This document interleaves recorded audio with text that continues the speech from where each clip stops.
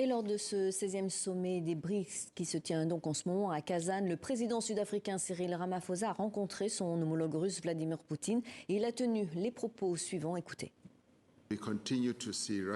Nous continuons à considérer la Russie comme un allié précieux, comme un ami précieux qui nous a soutenus depuis le début, depuis l'époque de notre lutte contre l'apartheid jusqu'à aujourd'hui. Et cette déclaration du président sud-africain Cyril Ramaphosa a aussitôt fait réagir des propos qui divisent au sein du gouvernement d'union nationale, comme nous l'explique notre correspondante à Johannesburg, Joséphine Klockner.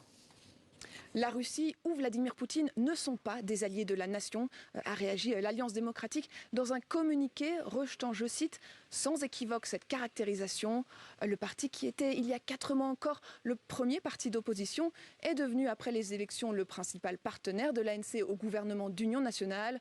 Une collaboration qui n'empêche pas des divergences de position qui ont déjà à plus d'une reprise ébranlé le tout nouveau gouvernement. Et la question en particulier de la proximité de l'ANC avec la Russie est source de tensions depuis le début de la guerre en Ukraine.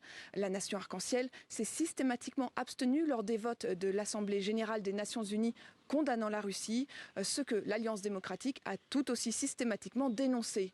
Son dirigeant John Steenhuisen, qui est aussi ministre de l'Agriculture, dit craindre que ces nouveaux propos menacent les opportunités commerciales de la nation arc-en-ciel, notamment avec les États-Unis. Il a donc appelé à davantage de débats au sein du gouvernement d'union nationale concernant ce genre de prise de position.